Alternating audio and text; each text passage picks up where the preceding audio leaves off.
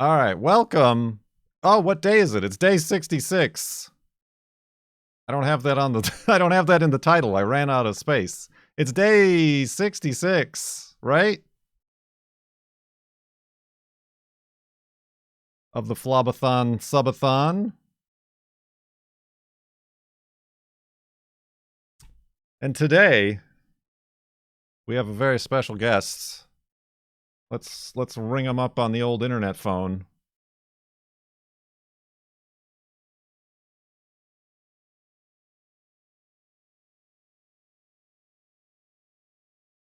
Hello. Hello, it's Gavin. It's Gavin. Yes. How are you? I'm good. How are you? I'm It's like a decade since we've spoken in true. with a voice, I think. Yes. Oh man, well thank you very much first of all for taking the time. Thanks for having me on. I was really worried that I'd missed it. I know I was seeing you post all these I all got this stuff. I was like, oh, I had to DM you and make sure I hadn't missed the end. yeah. No, it's hard to know how many places to get the word out now. There's so many different avenues, so I'm glad you didn't miss it. And I'm glad we could have you on. Back kind of old school may contain content. Yeah, may contain content, I think from 2011. Yeah, I think that was the first marathon of a very early Twitch stream. Yeah, that was the first FLoB-a-Thon. You had like a bunch of guests on at the same time or something. Yeah, like, I really am struggling to remember. No, yeah, I did. What happened on the stream? We did, and it was. I've learned that, as fun as that is, that might not be the least stressful way to go about this. So that's why I'm one at a time is good. Yeah, makes sense. Yeah. Before I jump in here, people like to know that the world save file is at 86,110.9 megabytes, which is crazy. How many PCs has this game save been on now? I think 3 or 4. Because I've that as you've made the world size increasingly irresponsibly large, at least technology has been keeping up with. True, yeah. Computer tech. It's mostly the backups that I keep that start to take up space, and I need to keep track of and transferring files or whatever. But the save itself is backed up in multiple locations just in case. Save is worth so much to the world. It's like a hunk of gold to the save. All right, Gavin, let's I'm gonna get started. We're gonna wait for Wolfie to bark as the signal to start. So get your woofs ready in chat. Woof, right away. No time wasted. Breaking out of the hidey hole here. I think Wolfie is just potentially aware of his own age. I'm not sure how long wolves live, but they live he's got to get there for 14 and a half years with no questions asked about any sort of problems that may or may not have happened 2 or 3 times along the journey. I'm trying to remember. Wasn't there like a Wolfie related tragedy in the first stream? Or was that a non-canon Wolfie incident? No, I think that was they all blend together. That was like the second or third FLoB-a-Thon where I left the game to like make a backup or something and came back and he was gone. And there was like nothing we could do about it except like restore a backup from like hours and hours ago and lose all this progress. So we had to finish that FLoB-a-Thon like without Wolfie, and everybody was like super sad. And then I saw a clip because I used to watch quite religiously, probably back in 2011, and then I moved to America, and my time was just much more used up. Right. So I've not the last like decade or so, I've not been that up to date, and I saw like a short that you made of Wolfie like completely killing you. Yes. The boat. That was the first and only time I've died in this world. That's crazy. I know. So yeah, there's a bit of an asterisk on that because it was a Wolfie teleporting into my boat glitch, which had happened before, but it got me down to like half a heart, and we were like, "Woo, that was close." But he finally got the best of me. Because I think you had half a heart missing for some reason. Yeah, and my armor was like super low. I just was... Still though, incredibly impressive life that yes that you had up until you died. Yeah, that I wasn't going for like a no death permadeath run, and that sealed it right there. I was thinking the other day that I wonder if people are going to get genuinely emotional when you get to the end. Well, I think it's going to be such a crazy moment.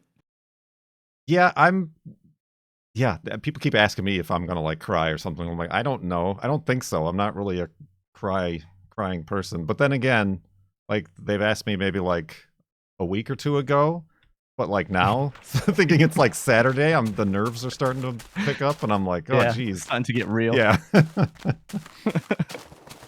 So we don't know. That people in chat said they'll get emotional. I think I might. I don't think I'm gonna. I don't know. I've just been quite invested. In the background, I've been very invested in this journey. Well, yeah, I mean, and I do want to thank you. You've, from the get-go, been very supportive and both just help. I mean, you kind of referred me. I mean, you did refer me. You're like, back in 2011, you're like, hey, there's this YouTube partner program you should check out. Oh, that's right. And earn some money from the ads and stuff. So it... without that, you've since gone to Twitch, but yeah, I do remember that. Since gone to Twitch, actually. Yes, true. we gotta spread out our incomes. Yeah, make sure. Makes total sense. But yeah, that was right back at the beginning. I had no plans to make this income thing or a job or anything like that. So thank you for that, and all the other years of the kind of mentions and just, you know, being excited about the series. Yeah, I've always thought it was. I really enjoy like high stakes objectives in games for no reason. Like it's just I really like to get invested in a long term goal, and this is like the ultimate long term goal in anything that I've ever watched, I think. Yes, and even watching back some of the clips from the early days, I feel like I was very almost like I didn't understand that. I mean, there was less at stake because we had only been walking like 1 or 2 years, but I was very like haphazard in like, oh, there's some lava, let's just jump over it, and it's just a real change in my approach here over 14 years. Yeah, I remember I gave this a small shout out on the Rooster Teeth podcast back in the day. Yeah. I think like 2012. And now it's 13 years later and that company no longer exists. Like so much time has passed. True. That's true. Yeah, so much time has passed. Like, I went from well, I mean, you went from UK to now living here, and I went from Chicago to Phoenix to now up here in Seattle. I have a 11-year-old cat that didn't exist. Trying to think of all the other big things that have happened since this started. Well, I mean, I think I saw last year you got married. I did. Yeah, I got married on my 11th anniversary, and then another year has passed since. Oh, well, congratulations. I honestly had been operating under the assumption that you two were already married, but yeah, well, I mean, yeah, I should have proposed a lot sooner, really. I was just pretty scared. No, I agree. We had some I had Cone on, and we went over our fumbled engagement plans that never work out the way you envision them in your head. Yeah, a lot has changed.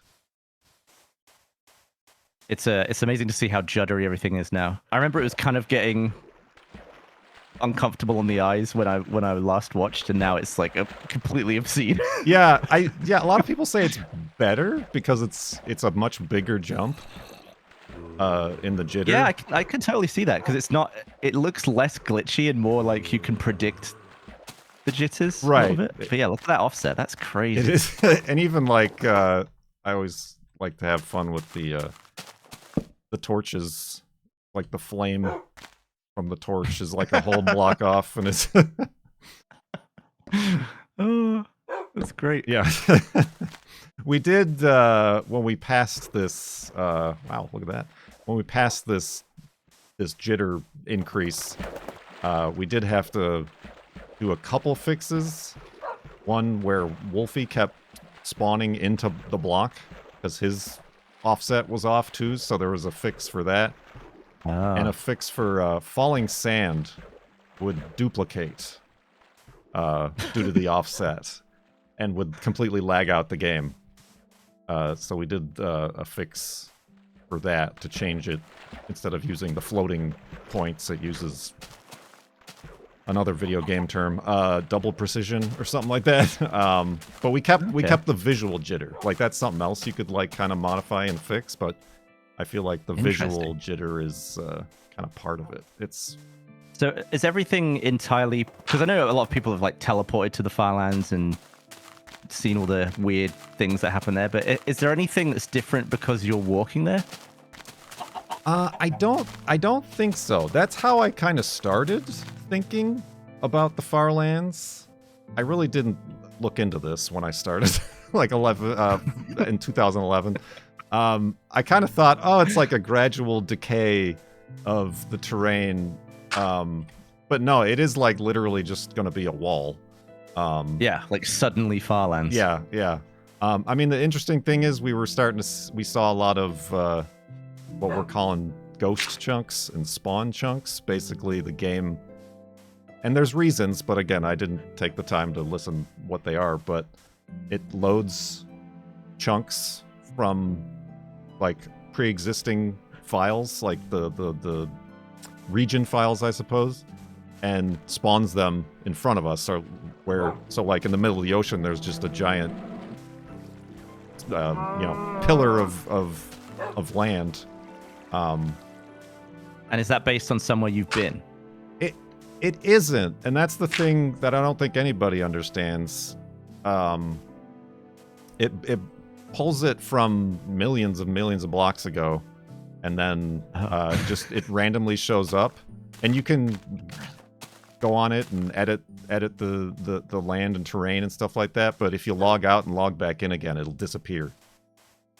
Okay. Yeah, which is weird. Because I was watching the recent Ant Venom video where he was describing that potentially like some of the spawn area can that's a different come thing back at some point. Yeah, we noted, and then we started building a tower. So every time we came across that specific spawn chunk, we could add another layer to the tower, and that edit keeps popping up every time we encountered it.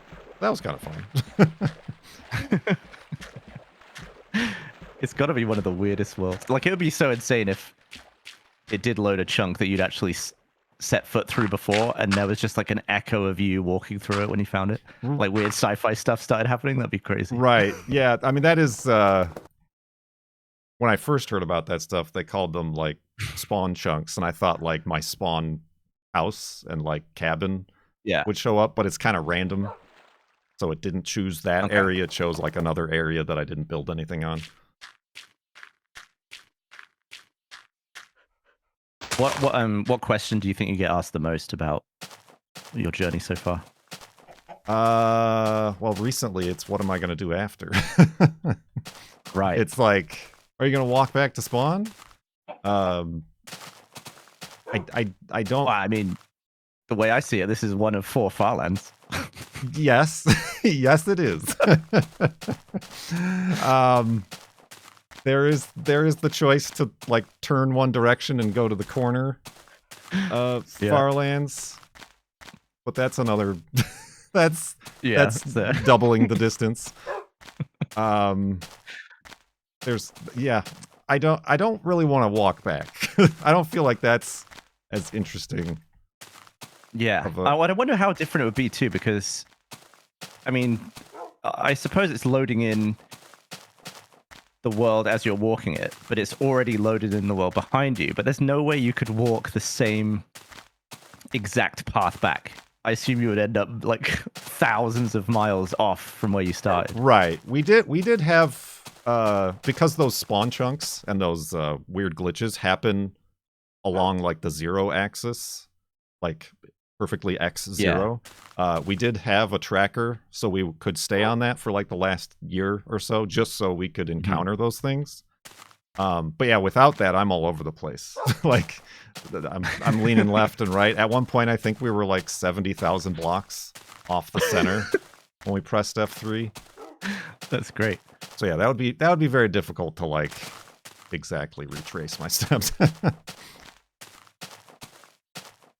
So yeah, no, I don't like. I want to build something. I want to kind of explore the Farlands. It's not like, oh, there it is. Okay, bye. So long, everybody. Yeah. But yeah, I don't have specific plans. I think that's nice. It keeps it open. Yeah, I mean, that keeps it about the journey. It is about the journey. It's I can't say I had specific plans throughout this entire thing. So why start now?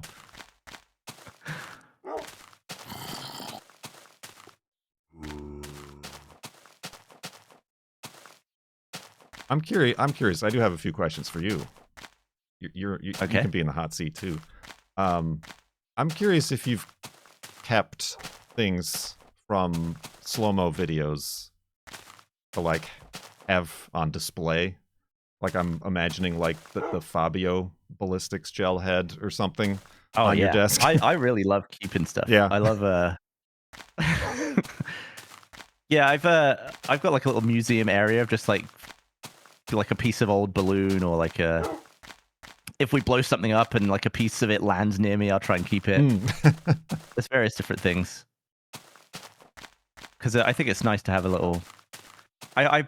There's this thing called, I think it was called like a mini museum or something, where they take tiny little pieces of stuff and like embed it in a little perspex, like a plexiglass or like an acrylic thing. So you can have like, oh, here's a piece of Steve Jobs' black jumper. And it'll be like a tiny little, like, you can barely tell what it is. But I always thought it'd be funny to do like a slow-mo version of that. Like, here's a piece of a balloon that Dan was in, and that he was in. Here's a splinter of mousetrap that snapped his finger or something. You know, like funny stuff like that. But yeah, it's been fun. It's funny to think that the slow-mo channel was like a year old when you started doing this, and now it's 15. Yeah, 15 years old. Yeah, that's. I've bought and sold cameras in that time, and it's funny to be like excited about new technology, use it for its entire lifespan, and then retire it in the time you've been doing this. Right. Yeah. Well, yeah. There's something's better is out, and yeah, got to stay up to date. Yeah. I'm always filled with excitement and dread every time they put out a new camera that would be good for the channel. Because it's like, oh, think of all the new videos we can make, and then I think about the price, right? And I'm sort of right in the middle of like, ooh, do I get it? Oh, I think of all the new videos we have to make in order to pay this thing off.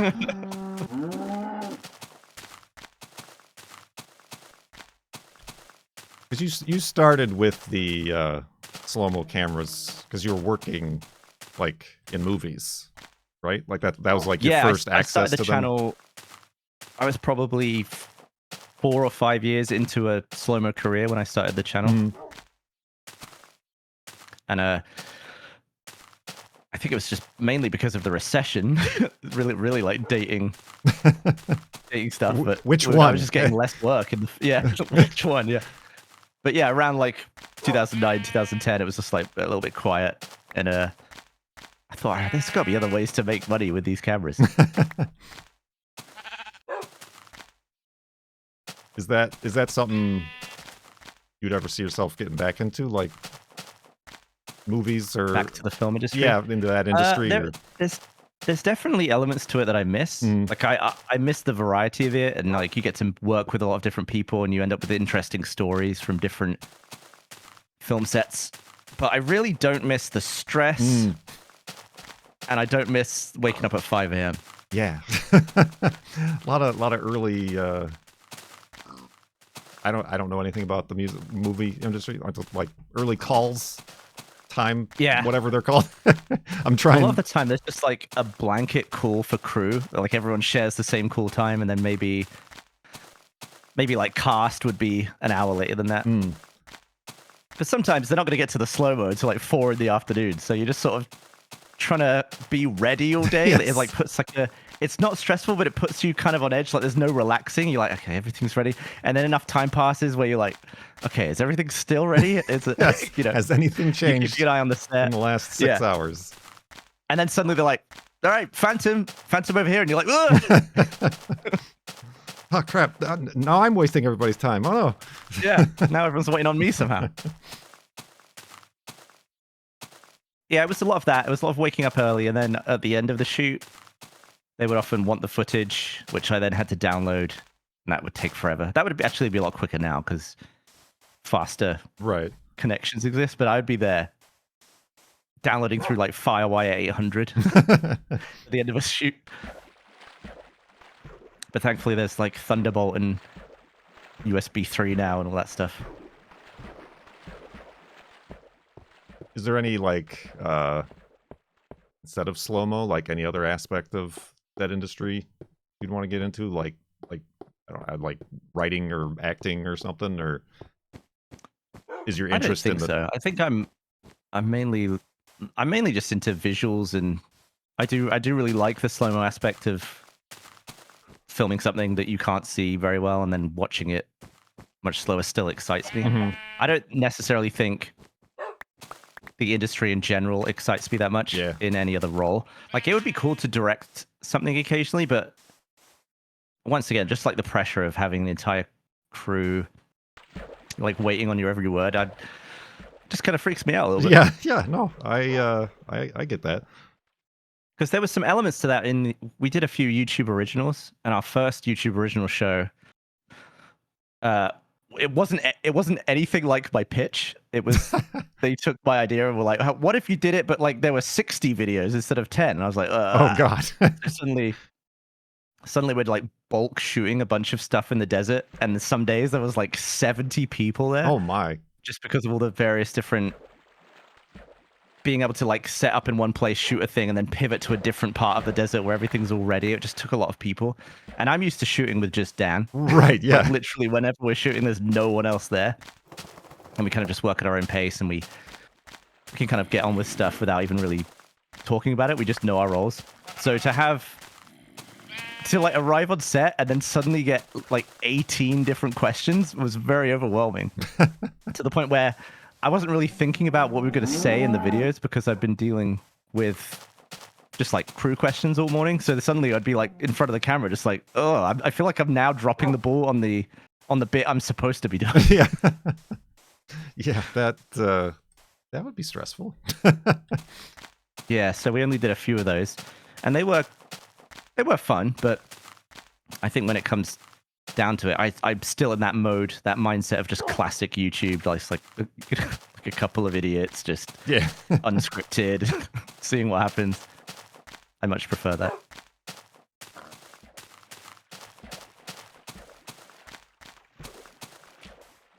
Are you able to just autopilot this, or do you still make like conscious decisions on where you're going to walk, and like how far ahead do you look on the horizon of Minecraft?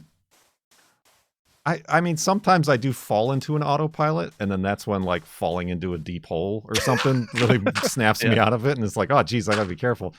But yeah, I mean, like people ask if like the jitter bothers me, and I don't think it doesn't really, because I am kind of looking at the horizon and not at like the really close glitchy stuff.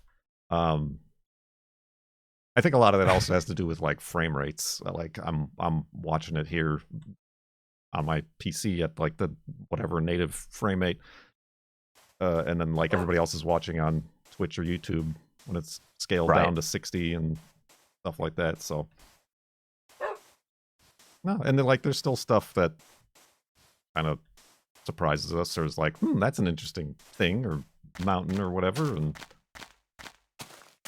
yeah. And do you keep every stream, like every VOD? Every episode I do and have. I mean the VODs I have all up on YouTube, but I don't have like physical or like home copies of them. I don't know if that's something I should do or not. In the off chance something happens to YouTube or something, I don't know. But yeah, I have kept all the like episodes, those official numbered episodes. Yeah. But yeah, that's the main reason I'm able to say we're going to get there on Saturdays. The switch to doing live streams. At times some 2-3 hours of Farlands during a live stream really picked up the pace a bit, as opposed to the like. It did, because I remember. Was your first F3? Were you like 3% or something? Is that right? It was it was like almost 300,000 blocks. I don't even think it was that many percent. It was a percent where we were like, ooh, like an actual like a measurable amount. Who would have thought? 1 unit has passed. Yes. But then I think the last. I don't know if it was the last one I've watched, or maybe like one of the FLoB-a-Thons, but I remember you being at like around 12%. And then you just really started going. Right. Yeah. It was pretty quick. It was kind of a big shift in the frequency, and like that part kind of became exciting, I suppose.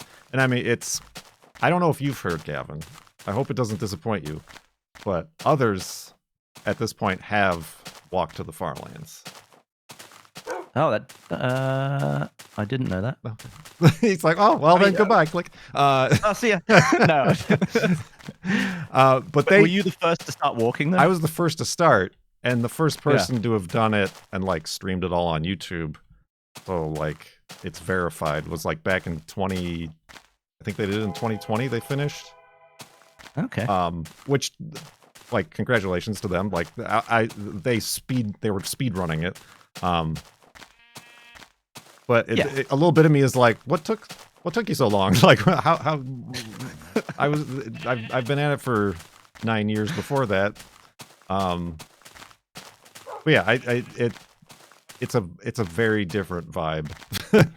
This kind of being about the journey and stopping to and I think build things and kind of enjoy the game a little bit. Yeah, and I think you've done it really the perfect way, and especially by speeding up, because I think originally I don't know, it was like there was the chance that you might not get there in a human lifetime. Right. Yes. Now and now you're definitely going to make it, but also you could have gotten there years ago if you really were trying to speedrun it. You could have definitely done it. So I think this is like, you've done it at the perfect pace for the longevity of your content, and I don't know, just keeping everyone excited to check back in every so often. Like, I've enjoyed the fact that even if I haven't been watching regularly anymore, I've enjoyed checking in and knowing that you're still going. Right. That's honestly the majority of the comments I'm getting on the latest videos. Or like that were on Ant Venom's video is like, hey, I was watching this when I was in elementary school, and now I'm, however old, and I'm an engineer or something like that. So yeah, that's it doesn't, being here in the first person and having lived through it doesn't feel like that much time has passed because I've been here the whole time. But I could see how if you only watched, say, 9 years ago and took a break and then came back now and that guy's finally making it. Yeah, that's a long that's a long period in between. Right. It's gonna be insane. Just looking out, just the way like stuff's appearing on the horizon. It's just gonna be so insane to see that wall of Farlands. Like, it's gonna be nuts. It is going to be nuts. I don't know what to expect. definitely, yeah. And I don't like. I know we're pushing for it on Saturday, but I've kind of made sure the people in the know are like not 100% telling me the exact time. So it's kind of a surprise to me too, because that was kind of the idea all along, was just to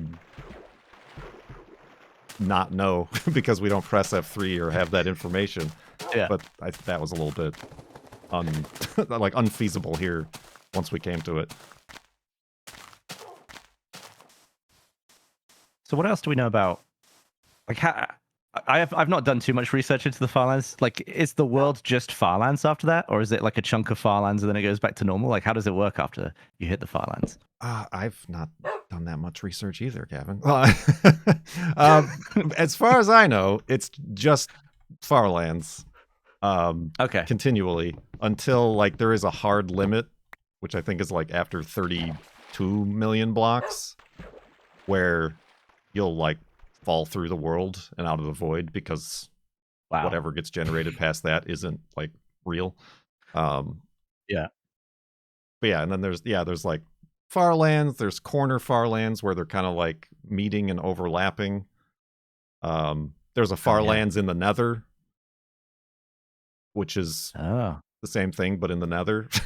It's also like if I popped into the Nether at the Farlands here, excuse me, it would still, I wouldn't be at the Farlands in the Nether because it's that 1:8 ratio. Yeah, so you can travel further through the Nether than you can in the overworld, right? Right.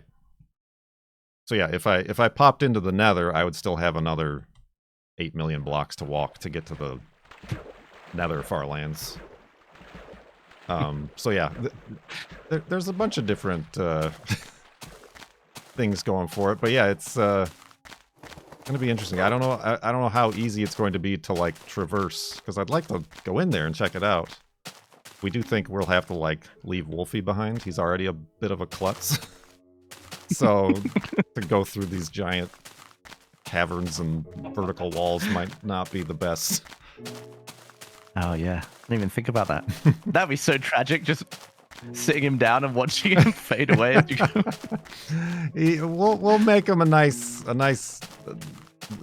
free range wolf house and a monument there. And then if we'll make note of where he is in case we want to come back out of the Farlands to pick him up again. It'd be cool if you could craft some sort of infinitely long leash that is always connected to him.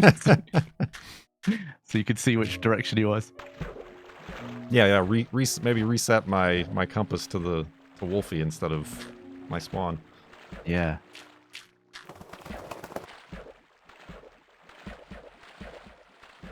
Yeah, I forgot how like cathartic and peaceful these videos were. I used to watch them a lot before, like going out to the pub and stuff on a Friday night. Oh, just a completely different world and lifetime ago for me. True. Yes. Me too. Yeah. And for a lot of people, and even like for the game. Like, I don't know if you've played new Minecraft lately. No. Okay, it's not even the same game. It was kind of getting away from me even when I still used to make videos in Minecraft with Achievement Hunter and Let's Play and stuff. But yeah, now I hop in and I'm just like, what am I doing? What's all this? Yeah, turtles? What's going on? Yeah, which I guess is exciting because a lot of the early excitement around Minecraft was, you know, what can you find? What can you craft? Like, what is there in the game? So I guess there is going to be that factor of like exploring again and learning the game again. But I haven't really felt the need to play Minecraft in a good few years, just from all the content I made in it. Right. Yeah, which speaks a lot to how long you've been going and continuing in this one single version of the game. I mean, yeah, like this is Minecraft to me. So whenever I do pop into the newer versions, I'm almost like disappointed. Even though I know, a lot of got a spawner here. A lot of work has gone into it, and a lot of people are big fans of it still. I'm like, I like this version of the game. Yeah, this version I think was around because I went to Sweden I visited the offices, the Mojang offices at one point, and I think they were just adding Enderman around this time. It might have been the version right after this, maybe, that they put in the Enderman. Maybe 1.8 or 1.2, 1.0. Yeah. I'm not sure. Yeah. No chests. But yeah, this to me is like Minecraft as I learned it and played it.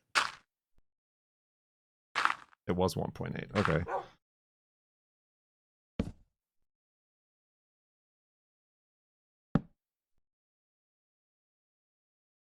Oh, I need wood. I think the last time you and I met up was at that charity event that was in California at the very swanky hotel. I was trying to remember what that was, because that was a period in my life where I was just like, if anything like that came up, if I got an email, I'd be like, hey, you want to come to this charity thing? I'd be like, yeah, why not? Yeah. I just really didn't. I just said yes to way too much stuff. Yeah. So I have no memory of what that even was. Do you remember it? I do remember it because it was at the same weekend as TwitchCon. Okay. Which I think is why they were looking for people to come, because everybody was busy at TwitchCon. I was already in California. I'm like, yeah, it was. I forgot the name of the charity. Game Changers. Somebody. But yeah, it was like a whole event at a very fancy like hotel and golf course. There was like a Lamborghini parked out front, I remember.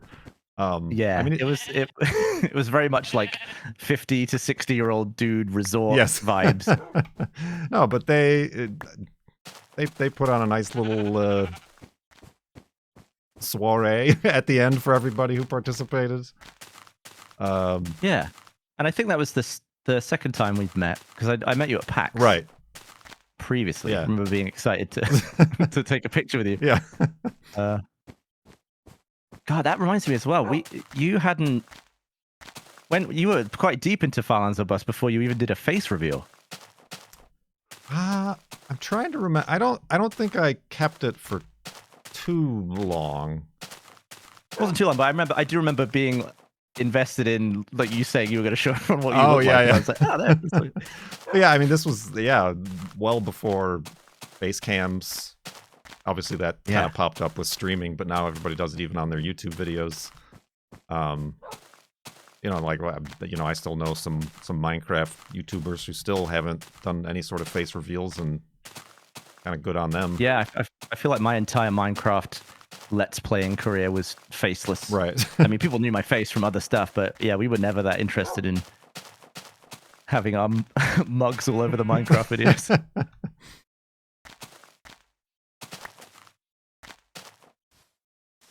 Yeah, that was an interesting week, that charity event, because I was still doing Achievement Hunter, and I think we were just doing one of the Destiny raids. We just started recording it, and that was always quite a thing, because we had to become high enough level that we could all participate in the raid. So it was a lot of like outside of work leveling up. Oh yeah. And then we started it, and then I had to go and do something in LA, and I think I red-eyed back to keep going. And then I went back to California for this charity event. And then they were like, oh, and because we hadn't finished the raid midweek, we were going to finish it on Friday or whatever the day after that was. So I red-eyed again. Oh, man. Back to Austin. And so it was like going to LAX like 1 a.m., landing in Dallas at like 5, and then connecting to Austin, getting back to the office for like normal time. But I realized at the end of that week that there were just 2 nights where I'd only slept in the sky. And I thought that is not a way to live. Yes. I need to not go to as much stuff. I want to sleep at home on Earth, and I don't want to be doing this crazy amount of travel. Yeah, maybe the video games aren't worth completely trashing your sleep habits and existence. But then as I strived to become less busy, and then there was the pandemic, and I was like, okay, I want to be more busy than this. Though. So it's about striking that middle ground. Right, yeah. I mean, I guess like going to these like conventions and like you said, flying all around or going to these charity things. Is there anything either out of like working with Rooster Teeth or slow-mo guys, any sort of like things that you look at now that 2010, 2011 Gavin would have been like, no way. You know, like people you met or like those sorts of things you've gotten to do. Oh, yeah, there's a bunch of stuff. I mean, I just like a lot of it is just like becoming friends with people I used to watch is nice. Just to have those people like reach out just to hang out and not make content is nice. Yeah. Like sometimes, like I was a big fan of Mythbusters growing up, and now it's at the point where if Adam Savage is in Austin, he'll be like, "Hey, where are we going out to dinner?" And I'm like booking a place. I'm just like, that's so crazy. Like that's one of the craziest things to me, is that just having access to people that you have looked up to and consume their content, and not becoming like an equal, but becoming, I don't know, like just slightly more than an associate and kind of chummy with these people has been really nice. Yeah, yeah. And there's just like people to work with too. Like I made a video with Will Smith to promote one of his movies. Oh yeah. And it was when Dan was like just had his kid. He had his first kid, and wasn't able to travel. So I just gave Will Smith Dan's lab coat. Oh yeah. And we just made a video.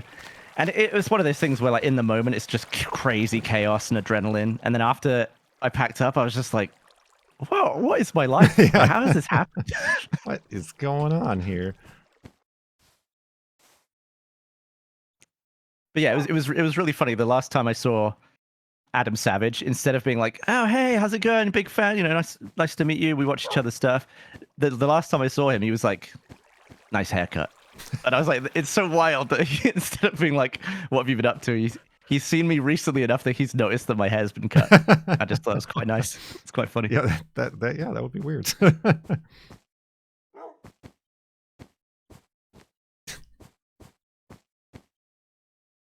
What about you? I mean, there's a lot of it is like the people you meet. And you know, I found like, you know, starting out, you know, I was a big fan of different YouTubers and how I found Minecraft to begin with. And now, like you said, kind of being friends with them and stuff like that, or even it's a lot of the people who kind of started around the same time. Yeah. Like, you know, so you both kind of were going through the same stuff. And then being able to like, I don't know, 10 years later or whatever, like get a group together and go to PAX or, you know, right, like hang out and be part of these lives that like otherwise there would be no chance in hell that like you would ever cross paths. Yeah. And you've had like an article or two written about Farlands the Bust, right? I have. Because you had that photo shoot with that's probably the weirdest one. I was even kind of resistant to it when they like pitched it to me. I'm like, I don't know. I'm not really. This is even. I think that was still kind of pre-Basecam sort of era.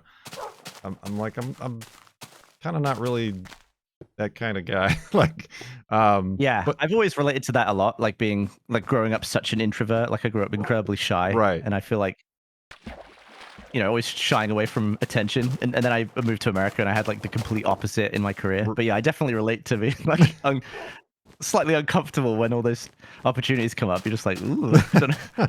What's that going to do?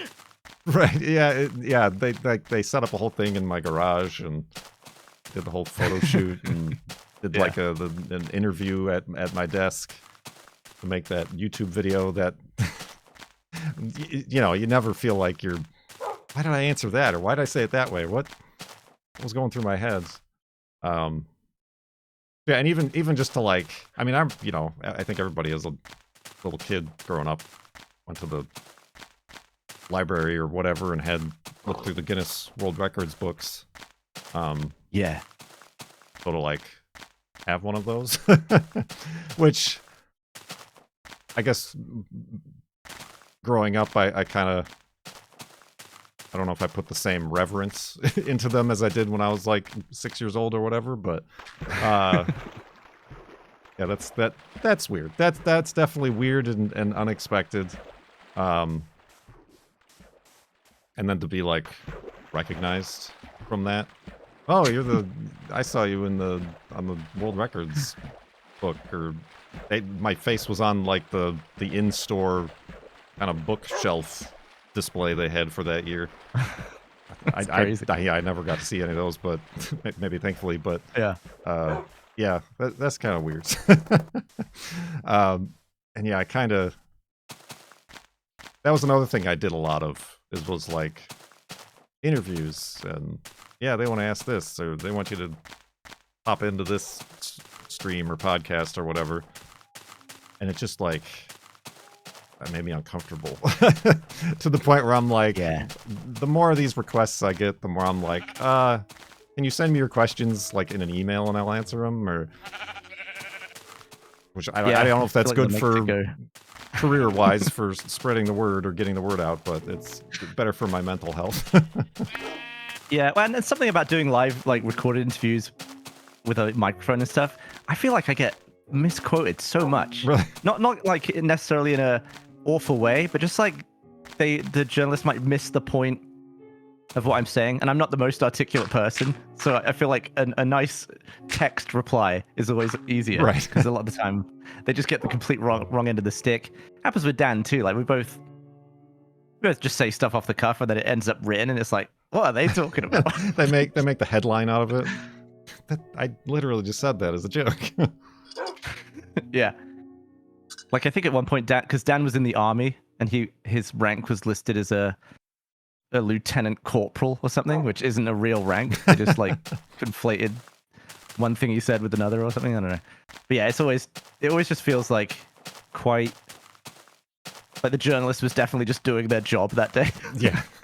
Not necessarily putting in all the effort. But it's fun though. It's fun to get a request like that every so often. Yeah, yeah.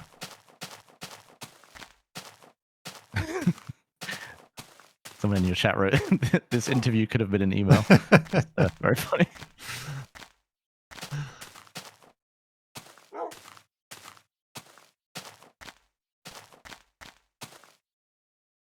Do you think you'll take a break before continuing in this world, or will you just be straight to other tasks?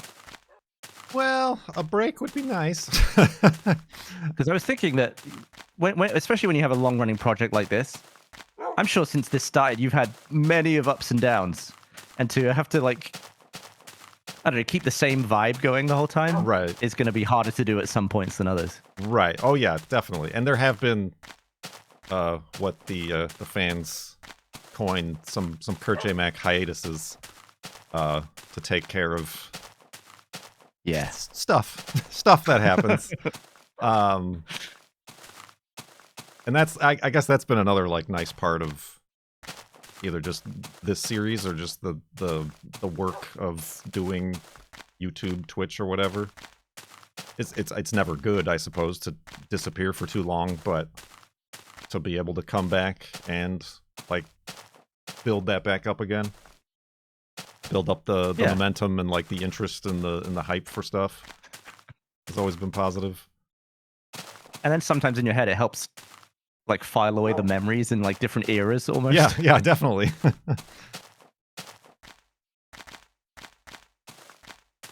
Yeah, I do. Yeah, I perhaps the last few years these FLoB-a-Thons have been combo subathons. The big looming timer on the screen. I don't know if that affords me. Maybe I got to run down the timer in. Oh, careful, Wolfie. In building a monument or checking stuff out at the Farlands before I could take a well-earned little break. I like that at the beginning of this series too, you were just doing other stuff with Minecraft? You were like a few episodes in, right? Before you were like, all right, now I'm gonna leave for the Yeah, Farlands. kind of. I built a cabin. I'd gone out caving and like got gold and diamonds or whatever, and oh, there's a skeleton. You know, I was kind of playing it like, you know, the people I watched learning about Minecraft is like kind of introducing people who maybe haven't played Minecraft. This is how you craft a bed, and it sets your spawn, you know. But yeah, it was pretty apparent that like I had some restless legs about like sticking around and becoming like a builder or you know, redstone expert or anything like that. So yeah, it was episode 11 out of the Minecraft Let's Play series where I'm like, nuts to this, let's start walking. I'd be interested. How is it possible to get stats that aren't usually like? Could you ever find out like how many beds you've placed, or would you have to actually look at the footage? Well, the stats in the game, I think first of all aren't accurate. Like they have like number limits, so like it rolls over like an odometer. But also in switching computers throughout the years, I might not have kept that data file or whatever, so it has reset in time. But I do have a recent development is somebody made me a script to make an overviewer, like Google Maps, that I was able to put on the website. And on there, he's got a list of all the beds and all the signs I've placed, so you can like zoom in and find like this monument or this hidey hole or whatever. And is that a thing that's online currently? Yeah. Oh, cool. I'm gonna check that out. Yeah, it's at map.farlandsorbust.com. It's only updated to the last year's F3. Okay. Obviously not to spoil things, but I'm gonna definitely update it once we reach the Farlands. There's like they're saying there's like 5,700 beds on the map currently.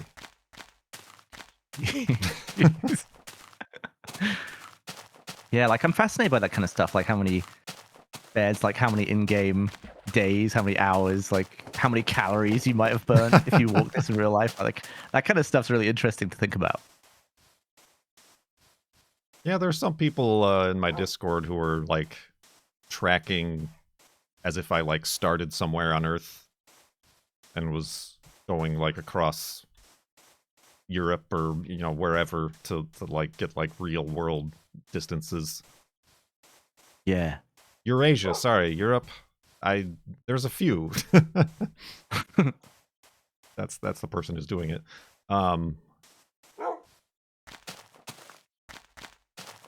Yeah, Meg, my wife has an app that just tracks her journey from Hobbiton to Mordor, like in real. Oh yeah. Distance. Yeah, my wife So she did that. enjoys. She said like, oh, we should find somebody to make that, but for like the Farlands journey, so like people can track that and compare it to like the Farlands journey. I'm like, well, that sounds cool, but I don't know how to make an app, let alone one that does that. That would be cool. Yeah. That would be really cool to see how long it would take in real life. I love stuff like that. So did you get married like 2 years ago or something? Yeah, 2 years. We just had our 2-year. Nice. Congrats. Thank you.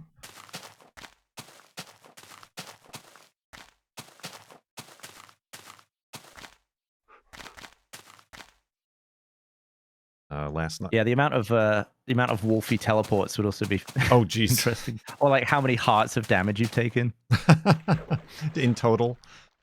Yeah, like how many times over have you potentially died?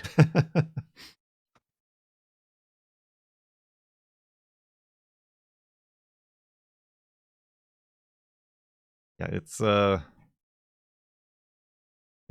It's a pretty far thing, and even like yeah, my wife, who we refer to as the girlfriend here, simply that's how she was introduced at first. Yeah.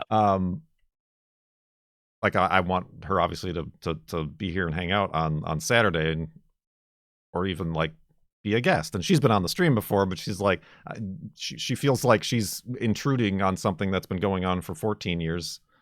But we've only known each other for like a little over 5. It's like that part doesn't matter. I'm not gonna make you go back and watch all the 800 episodes to catch up. What was she aware of what you did before you met? Well, we met on. Or did you have to explain it? I had to explain it. She knew what it like Twitch was, which is helpful. We met on an app. Okay. And prior to that, the telling anybody that you're a YouTuber or a Twitch streamer gets you like an immediate left swipe or whatever. But thankfully not with her. But no, she like was aware and had like friends who were into like gaming and Twitch and stuff.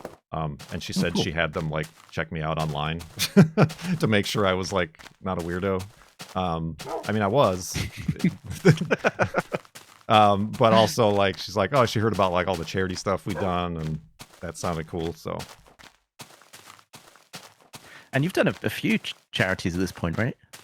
Yeah, a good handful. For a while there, we did Child's Play charity through Penny Arcades. Yeah, then I did like a local animal shelter where I adopted my dog from. I'm forgetting all of them off the top of my head. But yeah, like right now we're raising for UNRWA. And people have been very supportive of that. Oh yeah, direct relief. Yeah, I mean, but yeah, I think it's over 490,000 we've raised in total. Jeez. which is It's nuts. Pretty good for this little. That's one of those things where that's what it's going to be like. One of those deathbed thoughts of like, oh, I've actually made a really good difference on the earth. Like I'm not just. It's always a nice feeling. Yeah, I hope so.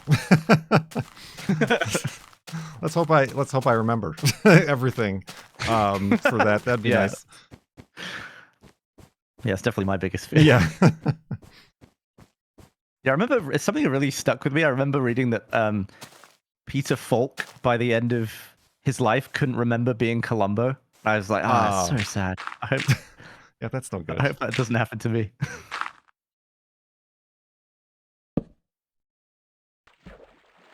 I was a big Columbo fan.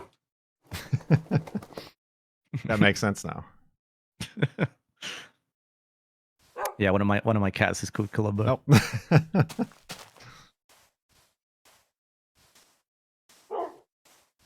We did see last night. We went out and saw. I don't know if you're familiar with the Reanimator. No. It's a very campy 1985. What has now become a cult classic, kind of horror film. Oh, okay. It's its 40th anniversary, and there was a screening downtown, but they had the star Jeffrey Combs, who I mostly know from all his roles in Star Trek. But he was there doing like a Q&A, and he's like, in the movie he's like, I don't know, he's like 25 or something like that, but now he's 71, and like he's still got a lot of energy and still like acting and stuff like that. But listening to that, did you still have fondness for that movie? Like, could you remember it well and all that stuff? Oh yeah, and like that, he had stories from the production and like how it was like, they filmed it in 3 weeks on like a small budget and came out to mixed reviews, but now it's kind of found like a really kind of, like I said, like a cult following kind of audience. Yeah. And yeah, I had seen it. It's my wife's favorite movie, and she showed it to me here, but it's a different experience watching it like in a crowd of people who know and like know what's coming and get, cheer when this happens, or like, hoop and holler and stuff like that. So yeah, and it was interesting just to hear his kind of looking back at not only doing that movie, but being on like all the Star Treks and all the other movies he's ended up in. Never really like a character actor, really. Never really like a leading, blockbuster star or anything like that, but still being able to like find appreciation for that. Yeah, it's always interesting, those cult classics and like movies that weren't necessarily appreciated in their time. I find it so hard to relate to the people of the time, having not having not like lived in the 70s and 80s, but I just can't believe some movies like The Thing and like how it wasn't very popular. Right. I just love that movie, and movies of that era. It's just like, how did people not get this? Right. Yeah, it's just like a completely different environment. Yeah. Like, yeah, in order to get it, you had to like buy a ticket and go to the theater, or wait to hear from somebody to rent it or something like that, as opposed to like now you can check stuff out pretty immediately. Yeah. And it's just hard to relate to like what people from a different generation grew up with. Right. This stuff that would have been like horrifically scary. We were kind of like raised pre-desensitized to it just because of other stuff. Yeah.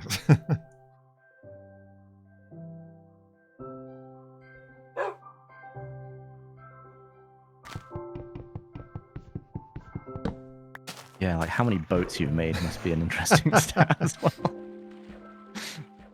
Yeah, how many boats remain or broken? Yeah. Yeah. Some of the... How many boats broke before you got in? Quite a few. Mostly thanks to Wolfie pushing them out of the way.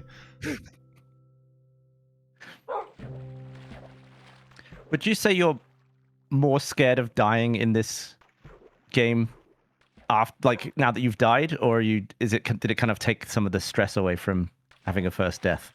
Like, are you more careful now or less careful? I mean, I'm probably still more careful, but it was a wait. Like I said, I never intended it to be like, yeah, permadeath, run or anything like that. I mean, that would have been like an interesting. I don't know if anybody else has walked to the Farlands permadeath style, but yeah, it was a little bit like, well, that's taken care of. But your reaction was so great. Just like literally gobsmacked. Yes.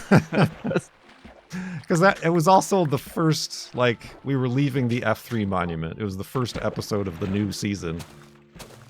We're like, let's go! Right. Bloink. Maybe not. And we're up.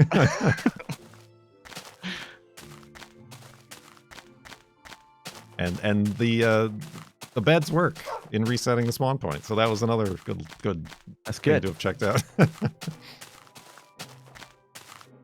Is every bed still there? Did any get destroyed? Did you ever leave? You wouldn't have just left without a bed, right?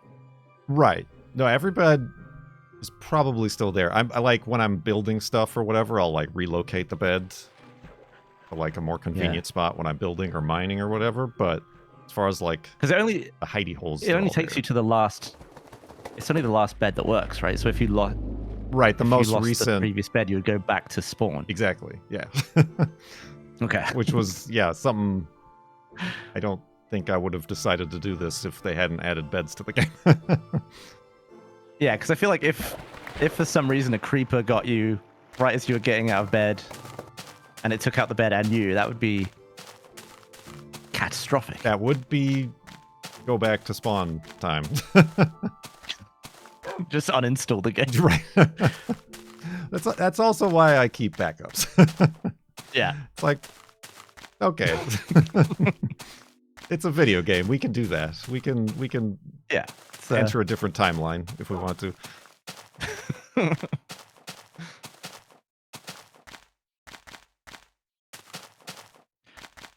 Do you have who else have you got guesting as on the home stretch? On the home stretch, or is that not revealed yet? Well, I mean, people know who I've been talking to. We got Good from the Mindcrack server. And also, I think it was also at the first FLoB-a-Thon. Is up tomorrow. Trying to coordinate with Ant Venom to get him on. I think Ant Venom taught me how to play Minecraft through his videos. Oh, mainly. There we go. The professor. Yeah. And maybe I'm mostly trying to keep Saturday kind of open, like we said at the beginning, not having 12 people on a call at once. Maybe have people pop in for a few minutes here and there, but I think getting to the Farlands, I would like it to kind of just be. Yeah, I think people want it to be you getting to the Farlands. I mean, that's why we all started watching. Yeah. I'm sure we'll be there in the chat though. I hope so. That would be cool.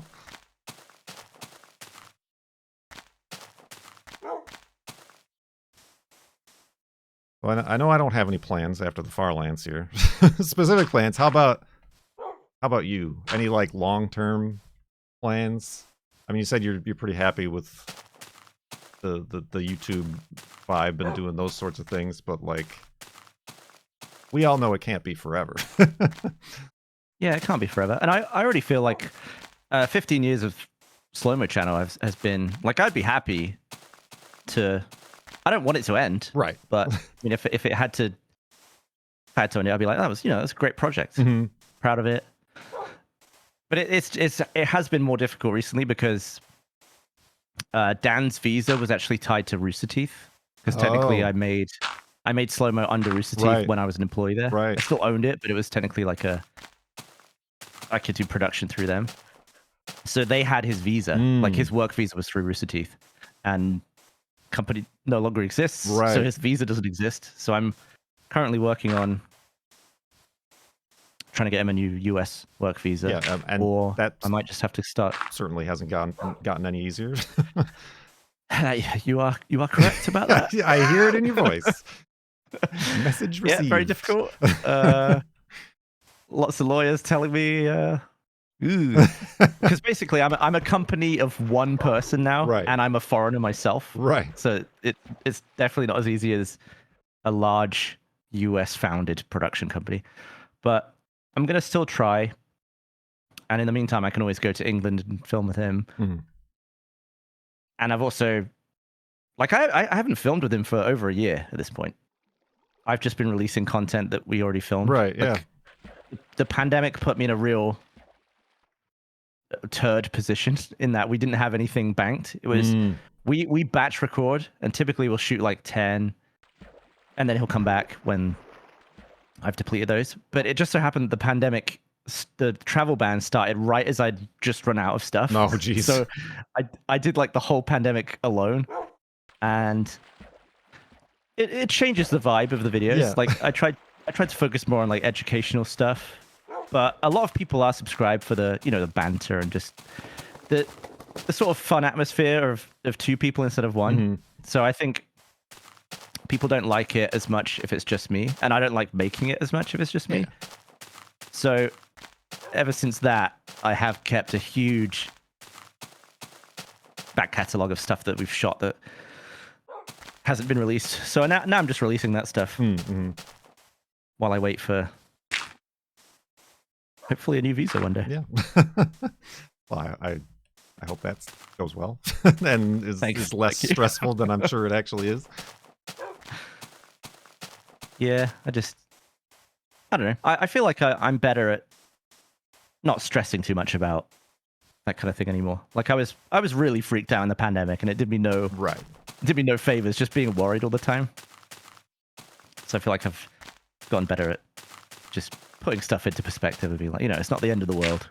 True. Yeah, I that's a lesson I think probably a lot of people learned around that time. Yeah.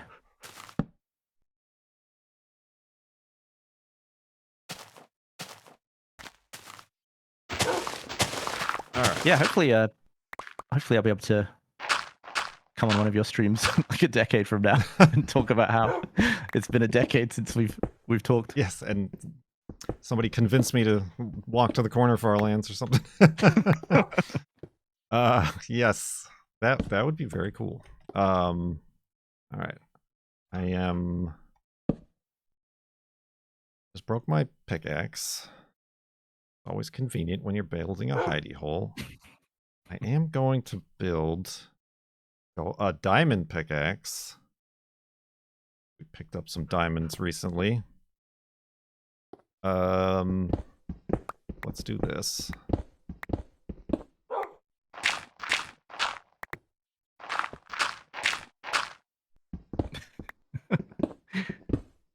That little offset is so confusing. Oh yeah, it's like half not fun to build in because you're always placing blocks not where they should be. And like you can kind of peek around and like break blocks that are behind the block you're actually looking at, so it's extra confusing. Yeah. All right. let's see here. What I want to do is for guests who I have on, building a little monument. I hope I have enough to forever. Oh, no way. Forever. I know what you're doing. You know what I'm doing. Forever encapsulate Gavin into the Farlands or Bust world. Immortalized. I might have to grab with my diamond pickaxe a obsidian block in the next stream to make it truly official. But let me. Well, if it makes you feel better, the very first time I made it, it didn't have an obsidian floor. So I think this definitely counts. All right, we'll place a wool block as a stand-in. There's that offset. Look at that. Your official Farlands or Busts. Wow. Tower of Pimps. I'm so happy that exists in this world. Yes. And we'll have to look it up on the overviewer map when we get that made once we reach the Farlands. Oh, I love that. I'm trying to think of something unique for each person. I'm like, there's nothing else I could possibly make. It would have to be that. Yeah. Yes. So yeah, let me see. Let me make the beds for the next one. And I like your chat when ape with Tower of Pimps yes, before you even started building it. I'm glad the reference is still gettable this time. Yeah. I'll also when I get the obsidian, I'll also place the sign in the next one to make sure we don't miss it on the overviewer map. But it's getting late. Can't be out in the world here this late. It's dangerous, very dangerous. So yeah, thank you, Gavin, so much for having thanks for having me on. A lovely chat. Thanks for all your years of work, and I'm excited to be there when you finally make it. Excellent. Thank you very much. I'll be watching from the chat. Excellent. Let's go to sleep and then check on the world save size.